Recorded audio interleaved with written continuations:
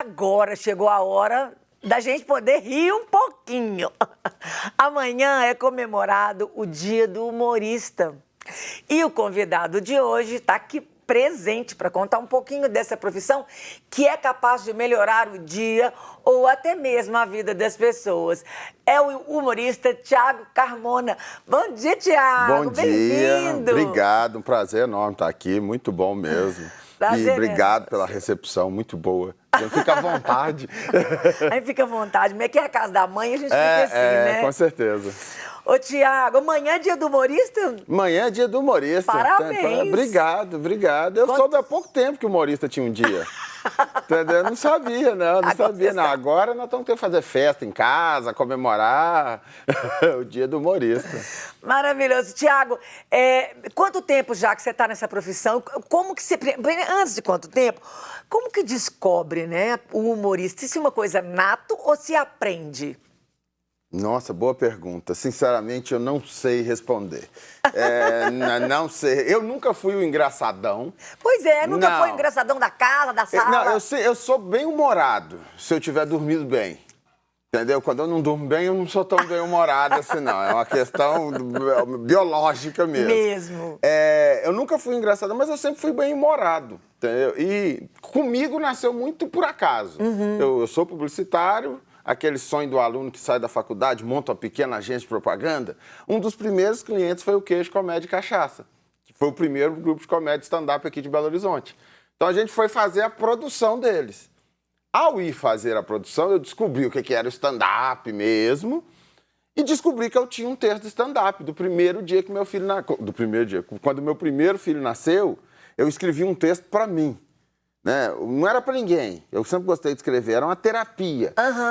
Assim, o outro lado da paternidade. Né? Porque quando a gente vê o filho, assim, a gente fica muito bobo, né? A gente ama aquele ser humano demais. A gente não está conhecendo, ele está ali, estamos nos conhecendo. E você olha para um ser humano que você ama pra caramba. Então eu já estava me preparando para as decepções que ia vir, porque é um ser humano, ele vai me decepcionar. Com certeza. Aí eu escrevi um texto, brincando com isso. Quando eu conheci o grupo Queijo Comédia e Cachaça, falei, aquilo é um stand-up, deixa eu apresentar. Já tem um texto. Já tem um texto. E foi assim. Assim nasceu o humorista. Assim nasceu o humorista. Fui lá, fiz a primeira apresentação, que é de praxe. A primeira você faz é legal. Aí você vai fazer a segunda, aí eu já não sei se você já acha que você está pronto. No geral, a segunda apresentação é uma tristeza. É uma tristeza. E aí isso me instigou. Por que na primeira funcionou e na segunda não? Sendo o mesmo texto ou era outro texto? Só a plateia é diferente. No mesmo lugar, a plateia é diferente. Por que funcionou aqui e aqui não? E aí você começa a ver... E por quê? Tem a técnica, né? Tem o jeito de colocar a piada, tem a arrogância de você achar que você já tá bom. Eu falo que essa segunda é porque você fez a primeira e foi legal, então eu sei fazer isso. Entendi. Aí você entra de... Entra de salto alto. Entendeu? Acho que passa muito por isso. O primeiro está na humildade, que não conhece muito bem, apresenta o texto genuíno, na simplicidade. Justamente. E as pessoas aceitam e compram a ideia muito melhor. No segundo, você entra achando que você já é um humorista pronto, preparado, e aí isso passa, né? A comunicação passa muita coisa. Você falando dessa comunicação, a primeira característica para um humorista é ser de verdade? Para o stand-up, na minha opinião, sim. Para o stand-up, sim, porque é um texto autoral. Eu escrevo a minha piada. Eu escrevo a minha piada. Então, tem que ser de verdade. Isso eu acho uma das tarefas mais difíceis no stand-up. É isso, você alcançar essa verdade daquilo que você está falando. Eu até brinco, às vezes você fala uma coisa que nem é tão engraçado. Mas a forma que fala. Por ser tão verdadeiro, você conseguir passar uma verdade, no meu caso, as minhas piadas são baseadas em coisas que eu vivi. No dia a dia. No dia a dia. Logicamente, com muito exagero. É claro. Entendeu? Com muito. Porque aí o caricato do humor, né? Claro. Mas eu sempre pego histórias que aconteceram comigo. E é muito interessante, quanto mais essa história tá viva, mais fácil é fazer o pessoal rir. É por isso que eu falo muito da minha esposa e dos meus filhos, né? Porque eles estão vivos ali o tempo inteiro. Tá ali junto no laboratório. O tempo inteiro, não tem jeito. Há quanto tempo já, então, de quando você foi a primeira vez produzir os shows, se vê o humorista e apresenta o primeiro, o stand-up? Tem quanto tempo, então? Desde 2000, que eu tô por conta do humor desde 2010. 2010, 2011. 12 anos. Paramos 2 anos na pandemia. Como que foi isso pra você? Foi no início, os 3 primeiros meses foi bem complicado, acho que para todo mundo, né? Ninguém sabia o que era aquilo, como é que era. Mas assim, eu particularmente tive uma sorte, porque uma sorte não, eu sempre trabalhei muito com empresa. Entendeu? Na realidade, eu comecei a falar para a empresa primeiro do que na faculdade, já faziam as coisas.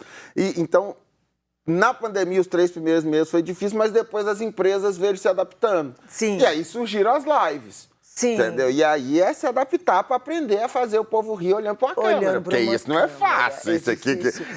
É porque o tete a tete, né, tem essa coisa de passar essa energia mesmo que vai passando. Um ri, o outro ri. O outro ri do outro que tá rindo. E aí acontece uma coisa ali e tal. Então, assim, foi uma fase de adaptação, mas aí depois ficou até legal. Entendeu? Porque uma coisa que eu sempre falava nas lives lá, é muito bom acabar e eu já estou em casa. Já estou em casa, isso é verdade. Isso é uma maravilha. É verdade, é verdade. Eu acabei aprendendo a fazer a live assim. É claro que não é nunca igual ao presencial, ao vivo, olho no olho. Sim, nunca. Isso não é, e as risadas ao vivo também é muito melhor. É outra coisa. Eu falo que eu criei uma plateia virtual na minha cabeça. Para adaptar, eu fazia piada e eu escutava o pessoal rindo.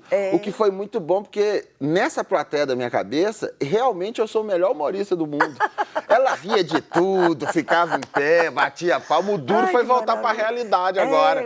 Que aí o povo só ri quando é engraçado mesmo. Tem isso mesmo.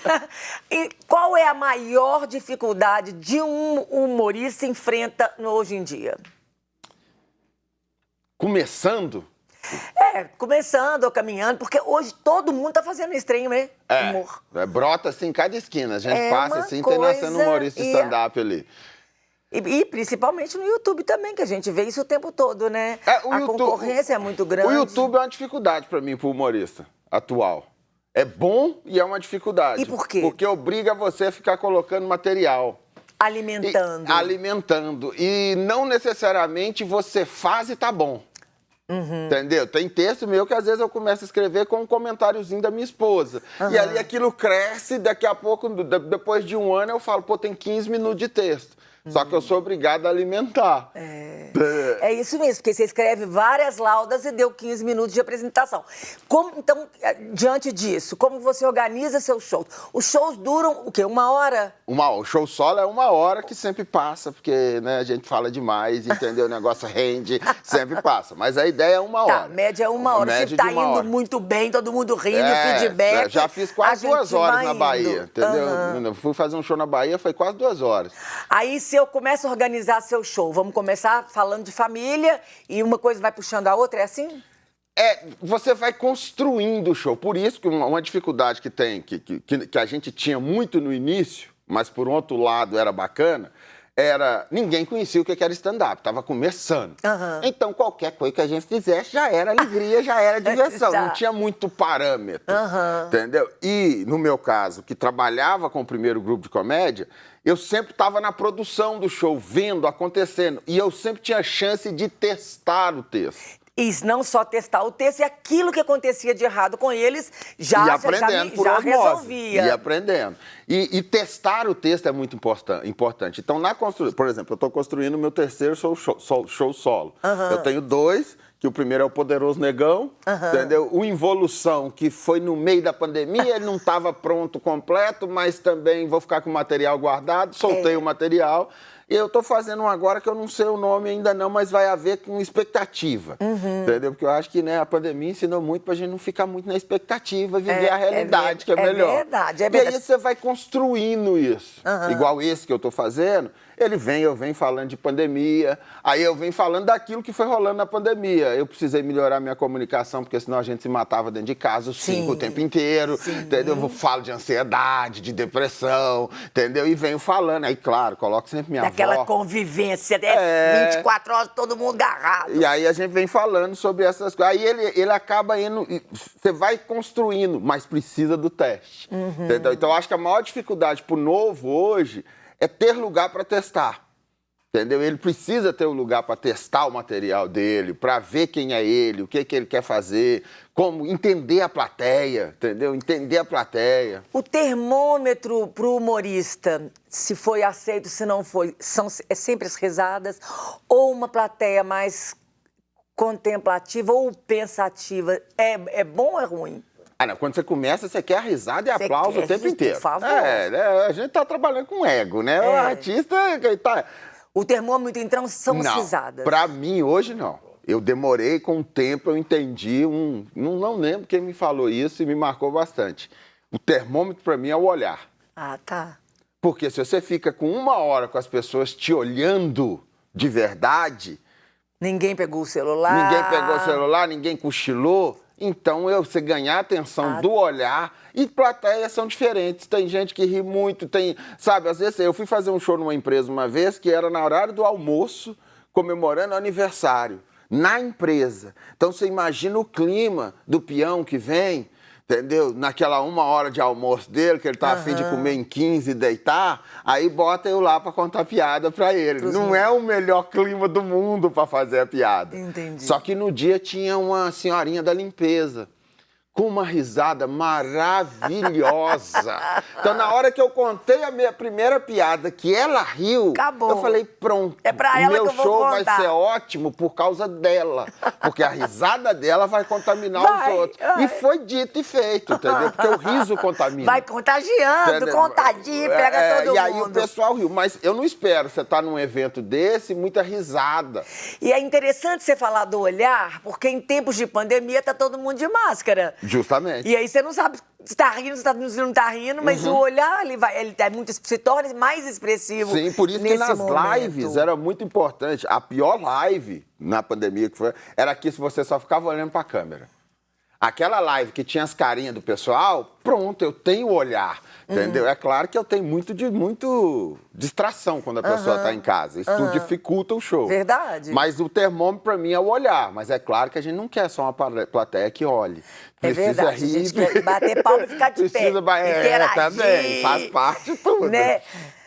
Tiago, quando você tá no show ao vivo, né, e as pessoas estão junto, você costuma interagir, porque tem gente que não gosta de ser incomodado.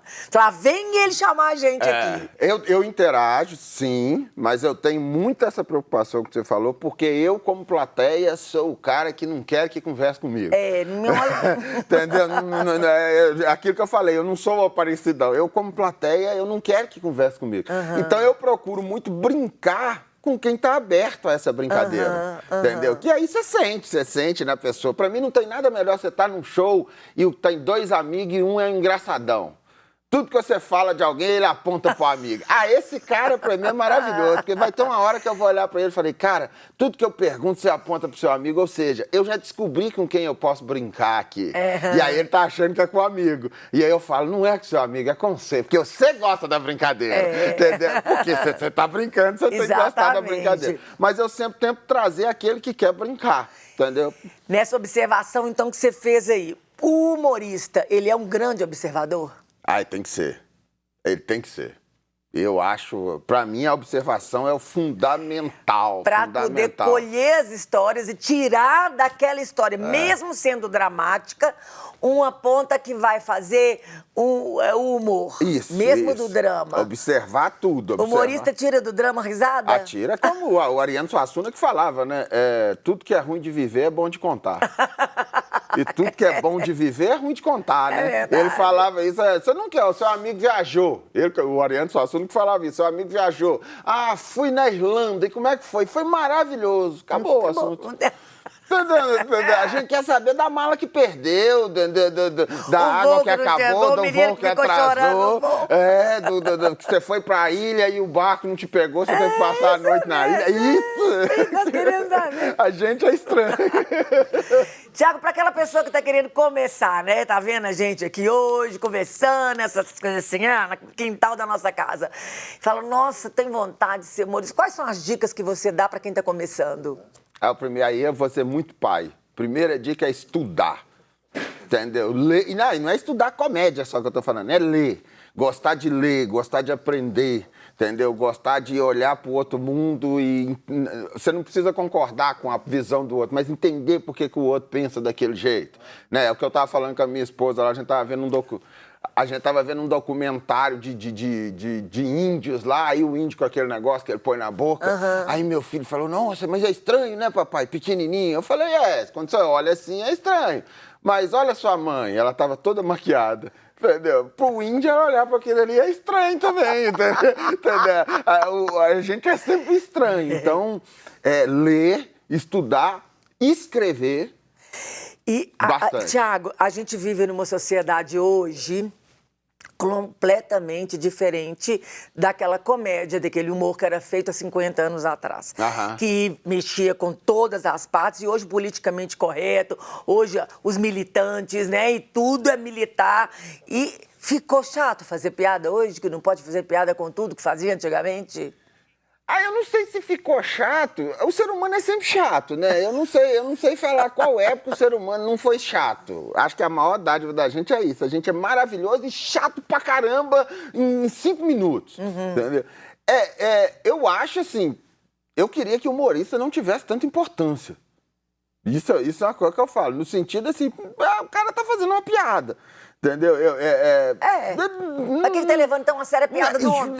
Uma piada. Não leve tão a sério, assim, mas eu acho que muita coisa mudou. Entendeu? Hoje, o tal do YouTube. Então, uma coisa é você estar lá no teatro. Nos seus textos, você precisa de ter essa preocupação de não ser cancelado, não ser processado. Processado é sempre bom. Processado é sempre bom. Né? Eu já entrei trabalhando com isso, eu já tinha algumas, independente de qualquer coisa, na minha cabeça. Eu preciso trabalhar com empresa, eu gosto de trabalhar com empresa.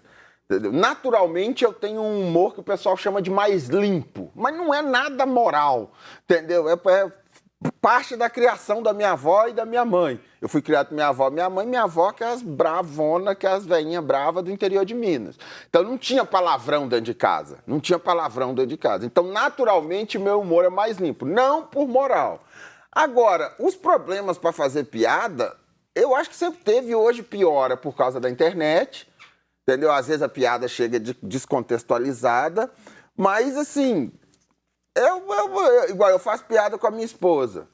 Eu faço uma piada com a minha esposa lá e tal, e comecei a notar que eu fazia piada e eu vi umas carinhas de mulher retorcendo. Pois é, eu ia perguntar isso. Já teve momento, assim, de desconforto? Aí eu notei que tinha umas carinhas retorcendo assim, vindo que umas pessoas não gostavam. Ninguém nunca veio falar dessa piada especificamente, não. Falei, não, beleza. Chamei minha mulher, sentei com ela, eu preciso de um complemento para essa piada, onde você me dá uma resposta a isso que eu te falei. E junto nós criamos a resposta. Aí eu faço a piada aqui, todo mundo ri, fica de boa. Agrada gregos e troianos? Mas não é nem só questão de agradar, é uma questão também da pessoa entender que todo mundo é engraçado. Entendeu? Tudo é engraçado. Dá pra rir de qualquer coisa. Agora, tem ambientes. Isso aí depende, entendeu? Então, tem uma piada que é pro teatro que realmente ela não deve ir pro YouTube. Que às vezes ela chega cortada, sem o contexto do negócio, entendeu? Então, assim, essas coisas tem que ver. Tiago, você acredita que o humor é subjetivo? É demais da conta. Total. Eu acho total. Por isso, assim, o melhor humorista.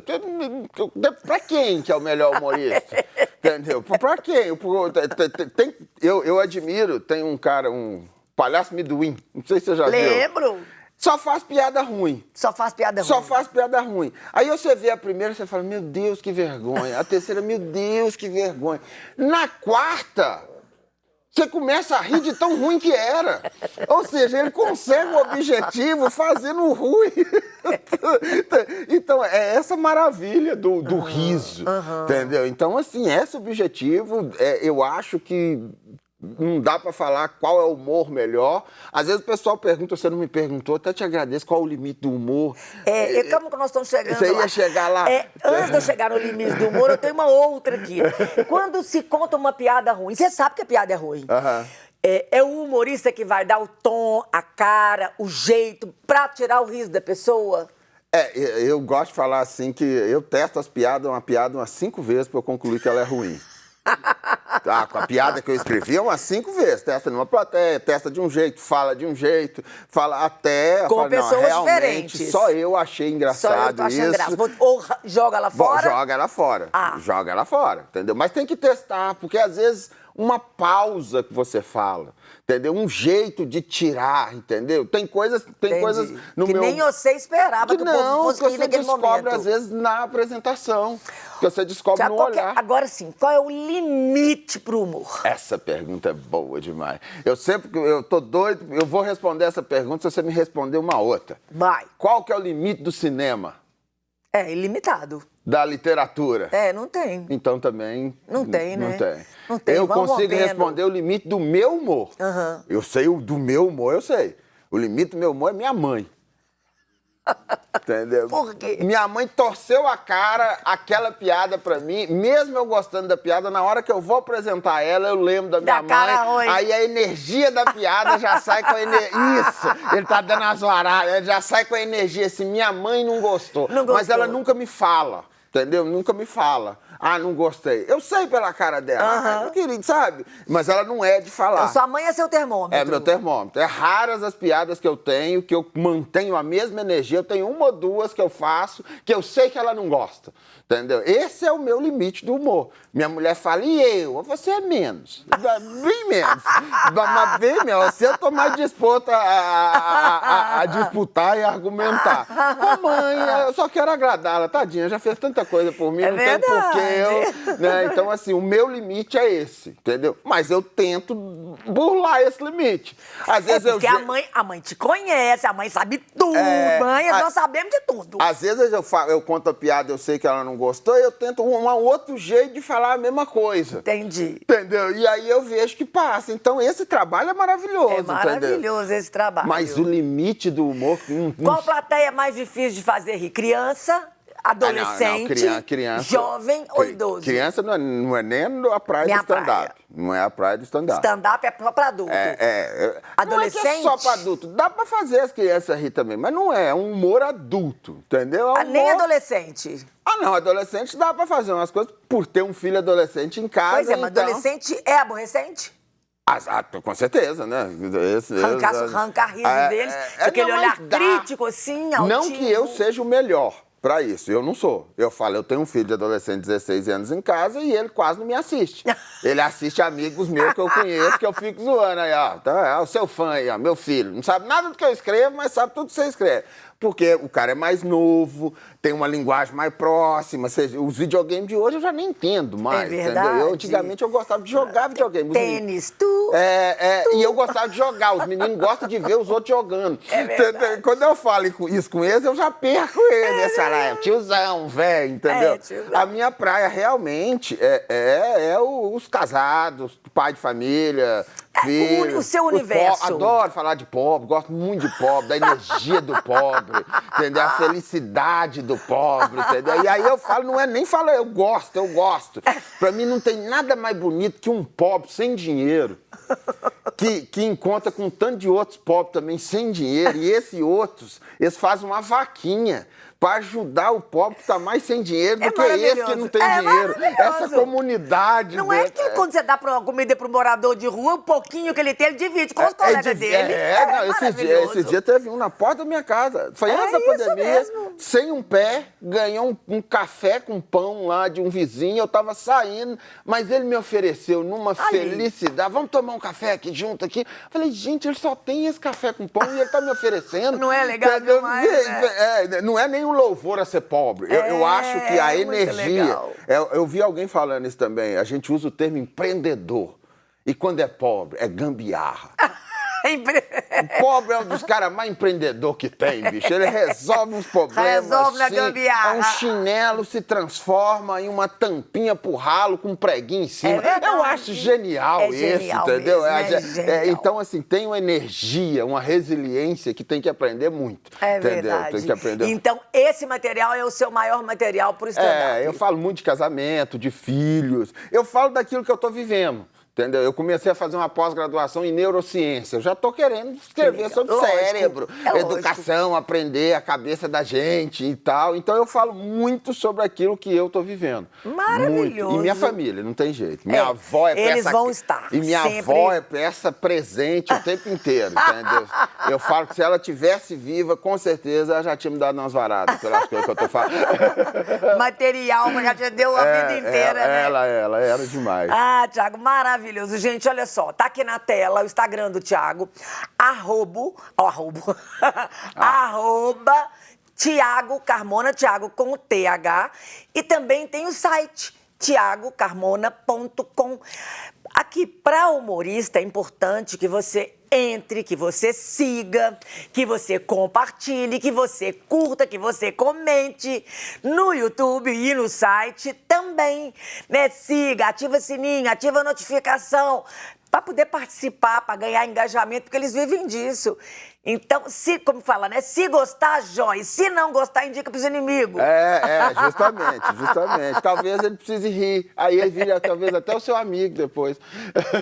Thiago, de tudo que a gente falou, tem alguma coisa que você gostaria de acrescentar? As suas considerações finais? Não, agradeço pelo papo. Sempre muito bom vir aqui, conversar com vocês. Muito obrigado. Falar que vai ter show. Vamos divulgar o dia? Eu tenho que consultar. Porque vamos consultar. A gente, enquanto ele abre a agenda aqui, a gente vai colocando de novo, né? O Instagram dele aqui na tela. Abriu? Já. Ai, rapidinho. É dia 28/4. 28 lá em de abril. Ibirité, no Ibirité. Carangos Comedy, que é os carangos que a gente faz lá. Eu, Glauber Cunha e Bruno Costoli. Dia 30/4 eu faço esse meu novo solo no Pátio Savassi. Maravilhoso. Né, no teatro. Teatro Joia lá, Joia, né? que é pequenininho, então compra seu ingresso, porque lá é pequeno. Já garante. E dia 21/5 eu faço esse mesmo solo no Teatro Nossa Senhora das Dores. Aqui em Belo Horizonte? Aqui em Belo Horizonte. No colégio? No colégio Nossa Senhora das Dores. Que o teatro lá também é joia. Floresta, não sei se é Floresta ali. É. Ó. Depois do viaduto de Santa Teresa, ali, vira à esquerda. Isso mesmo. Então, no final de abril, a gente tem... Repete as datas. Abre de novo aí, repete as datas. 28/4. 28/4, Ibirité. Carangos. 30/4. 30/4 no Pátio Savassi. E 21/5 Nossa Senhora das Colégio Dores. Nossa Senhora das Dores, 21 de maio. Isso. Então é o seguinte, gente, vem participar, já garante logo o seu ingresso, né? Vamos rir, porque a vida tá difícil, a gente vai rindo das coisas corriqueiras, daquilo que acontece dentro da nossa casa, né, Thiago? E só uma coisinha, posso? Claro. Falar? Que você falou sobre rir, com uma coisa que eu aprendi com o riso, que eu acho maravilhoso mesmo. Sempre que você ri, você não tá pensando em mais nada. Que maravilhoso. Não dá pra rir pensando no boleto. Se você pensa no boleto, você não ri, entendeu? Então, quando você ri, naquele momento, você não tem problema, não tem crise, não tem nada. Tá vendo, gente? Logo depois, tudo volta. Porque não é mágica, não vai acabar. Mas naquele momento, e esses momentos fazem a cabeça da gente arejar, ajuda a ansiedade, essas coisas todas. Então, a gente precisa rir. Vamos rir, gente, que é de graça. Chorar, deixa o nariz vermelho com ruga, rir vai deixar com ruga também, mas é de graça também. Mas é uma ruga boa, Thiago, muito obrigada pela sua presença. Deus abençoe muito o seu trabalho, viu? Amém, abençoe a gente com paz, que tudo volte ao normal. Amém. E saúde. Se Deus quiser. Amém.